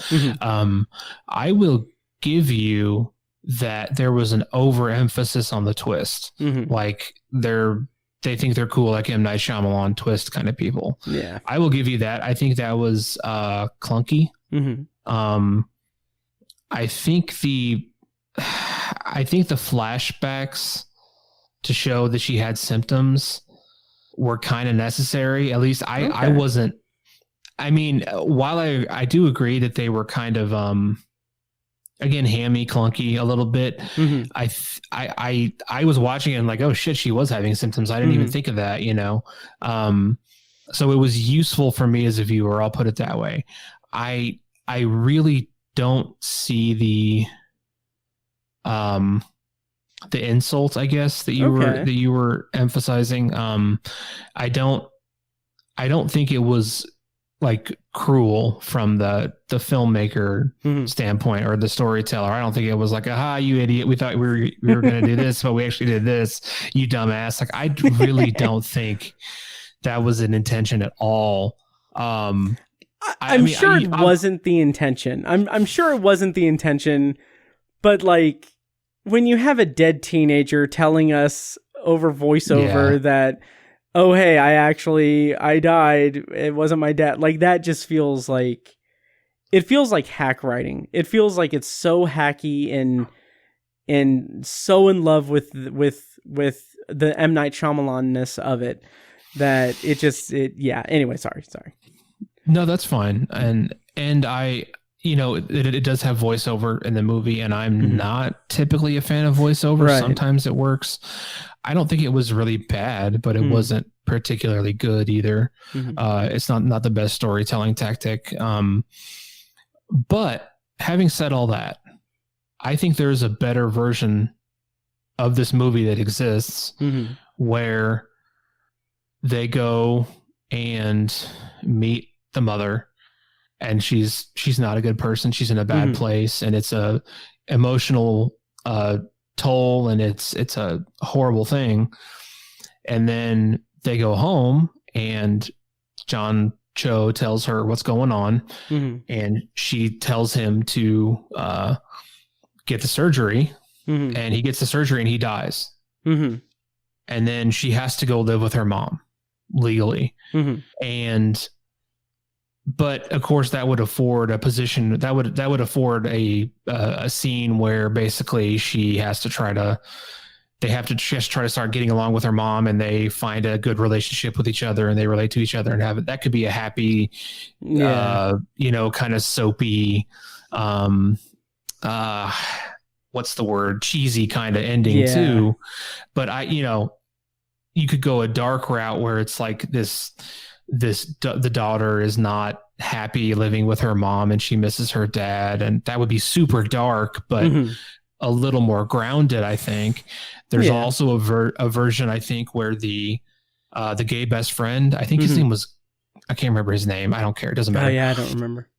The gay best friend could have been a little more involved in a few more scenes, been a closer friend to him, had a better relationship with the daughter. And then before John Cho goes into surgery, they signed some paperwork where she would go to him. Yeah. And then try to establish a relationship with her mom. I think that's a better version of the movie. I will say that. But again, for me, it's the whole father-daughter connection and the solid performances that really jumped out to me. And so I don't think your criticisms are wrong. I think, if I'd seen this movie 5 years ago, I don't know if I would have hated it. I don't know if I would have bashed it, but I probably might have only given it 3 stars. Sure. And like, well, I don't think we're going to see eye to eye on it, which is fine. Sure. Which is fine. Yeah. But I was going to be a dick and be like, I do think that there is a better version of the movie. It's the version where I don't spend an hour and 45 minutes watching it. But no, it's just, I don't know. The other thing about that is that, like, I think the big issue I have with it is that it feels like the movie, again, is so in love with pulling one over on us that it's like, it kind of feels like the movie is moving us toward that at kind of a quick pace. Like, oh, okay, well, we're going to go to the college reunion. But she's not there because they got divorced. So we're going to find her in Florida. And then the scene where they meet her, where John Cho like goes up to the door and talks to her, and then it's revealed that she has a baby, she has her own like new life and everything. That feels like a cheat to an extent. Like we get John Cho telling his daughter about it and leveling with her and everything, and we get the emotional impact there. But then when Wally dies, and then we see like the parts of her funeral and everything, and then we see the mother show up crying and everything, that feels like, I don't know what purpose that served, other than, oh, she regretted not having a connection with her daughter. Like, yeah, okay, this teenager that's all of 16 years old, 15 years old, dies. Like, yeah, everyone in her life is going to want more time with her and everything.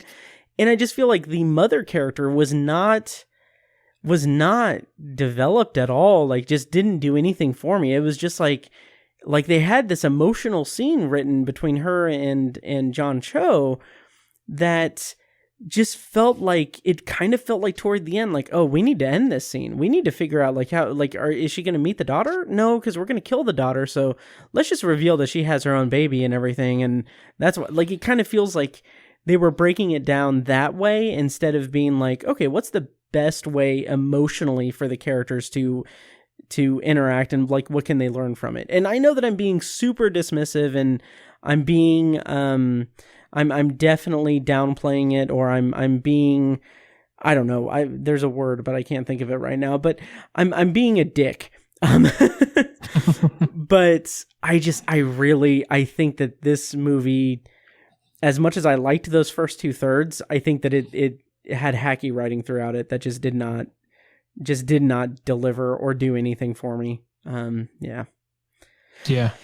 And that's fair. I think, I didn't necessarily need more from the mom character, for me, really. I think the scene at the funeral was a little clunky for sure, but I also think it was just comeuppance for her character, and they wanted the audience to see that. I think that was what they were going for there. I didn't need it for sure, but I think that's what they were going for there. And the whole scene where Max meets or interacts with the mom and everything, I get those criticisms as well. Like that kind of makes sense. But I think, the alternative is cheesy. The alternative is a fucking Disney movie where she's like, oh, I can't meet my daughter. And then she has a change of heart and they make a connection. And then John Cho dies during surgery and they have a wonderful, happy ending. I think and it's like, we've seen that movie. That's a Disney movie. Yeah. And this is something different. I will say that. And maybe it's not the best written, but it was different. And it wasn't afraid to make a hard choice, in my opinion. Yes. The writer wasn't afraid to make a hard creative choice.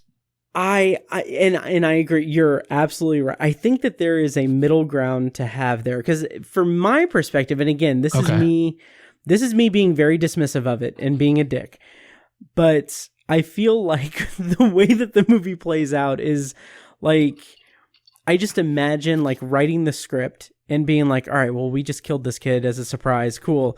Now let's show what a piece of shit the mother is for not connecting with her and everything, and show that she's emotional about it. Like, I don't know. It just feels just so inauthentic. It feels like the movie didn't care as much about building the characters into actual 3-dimensional characters for my liking, for my tastes. Like they didn't sit there and like, they didn't call me. They didn't listen to the podcast. They didn't call me and say, hey, how do you think we should do this? No. But no, I just feel like there should have been more development for the characters, I think. And it just didn't deliver for me. Yeah. That's fine. Yeah. And I totally get, feeling insulted. You can't help how you feel. I totally get that. There's a movie that came out this year. You haven't watched it yet, so I'm not going to talk about it, but like, it's on my letterbox that I gave it you can check my review of it. It's the lowest rating I've given all year. I felt insulted by the writing in that movie. It was so lowest common denominator bad and just a bad idea. So I was just like, fuck this movie. So I get how you feel. I get how you feel. 'Cause you can't help that. So, yeah, I wasn't expecting you to hate it that much, I really wasn't expecting you to hate it that much, but it is what it is. I get it. Yeah. Oh, it's Spiderhead. Yeah. I haven't watched it yet, but I can't. So Ben gave it like 3 stars, and most people are giving it very middle of the road ratings. Oh, wow. I don't get it. I'm really actually kind of anxious for you to watch it. So just so we can talk about it, because I'm really curious how you're going to react to it. Honestly, I had like, I didn't know that I didn't know that you had watched Don't Make Me Go. And like today I was like, I peeked at your letterbox because I was like, if he hasn't watched it, maybe I'll shoot him a text and be like, hey, I know, time is of the essence, but I can probably watch Spiderhead today, and then we can review that instead of Don't Make Me Go. Okay. Yeah, but I'm glad that I got that outburst out. No, that's fine. Yeah. I did take my half star off. I gave it 4 stars. Oh, did you? Okay. I thought I had rated it 4. That was probably just kind of an immediate reaction thing. Yeah. While there were still fucking tears in my eyes. So. Right. Yeah, that's fair. Cool. Do you think it'll show up on your top 10 at the end of the year? It's possible. I'll put it that way. Nice. Yeah. And I meant to ask that about Nope as well. I don't think so. I want to watch it again. It could very well end up on my top 10. We'll see. Okay. Nice. All right. Well, we've been going for quite a long time. Do we have anything else to say about Don't Make Me Go? No, except if anyone else has a opinion, I'd be very curious to hear it, because you and I were kind of on such different ends of the spectrum. It'd be interesting to see what people say, Yeah, absolutely. I'm curious what other people think of this movie. Absolutely. So, all right, well, I guess that'll do it for this episode of The Obsessive Viewer. Next week, we have on the docket a plan to do our Ebert's Great Movies List series again. Next week, we're going to be covering The Red Shoes from 1948 and The Godfather Part 2 from 1974, and then Dark City from 1998, I think. So it's an interesting grouping. So we're going to do that next week, and then who knows what we'll do the week after. But yeah, I just want to say thank you guys so much for listening. I'm going to go ahead and start playing us out. Tiny, any parting thoughts for the listeners? No, nothing to say really. Awesome. Well, once again, thank you guys so much for listening. Check out Patreon, patreon.com/obsessiveviewer, and my reviews on obsessiveviewer.com. Yeah, so we'll be back next week, and thank you guys for listening, and we'll see you next time. And now, here's a short clip from our Patreon exclusive RSS feed. To hear the full clip and more exclusive Patreon content, go to patreon.com/obsessiveviewer and become a patron at the minimum rate of $1 per month. Thank you and enjoy. The other one that was interesting is he was talking about, if there's anything that's causes you pain or is undesirable, you could just farm your body out to a computer program. Like for if you want to exercising, like I'm lazy and I don't want to exercise, then I don't want to do that. Write an exercise program and just upload it into your body, and I can go watch Stranger Things on Netflix. God, that would be awesome. And then he talked about the potential for people to hack your link and basically steal your body from you. I was like, nice. You're not selling it too well right now. Yeah, not so much. But it's just amazing to think if that's even possible, and if it is possible, what the how it would be abused or exploited or whatever. Yeah, absolutely. So I'm definitely interested in the show. That sounds pretty cool. Yeah. Oh yeah, it sounds right up your alley. I was gonna be snarky and say oh yeah, if you could kind of set things up to where you can your body can be doing something, but your consciousness can be doing something else. So if there's something painful that you have to do, listen to Elon Musk, you can just do that. Yeah, he's a weirdo. He's weird. I don't know enough about his eccentricities or anything. I know that his father is in his 70s, and it was revealed that he had a baby recently with his stepdaughter that he raised from the raised as a from childhood, I think. Ew. So yeah. This podcast was edited and produced by Matt Hurt and presented by ObsessiveViewer.com. You can find links to all of our shows at ObsessiveViewer.com/podcasts.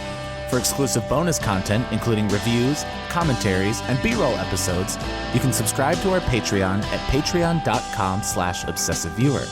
Thank you so much for listening, and we'll see you in the next episode.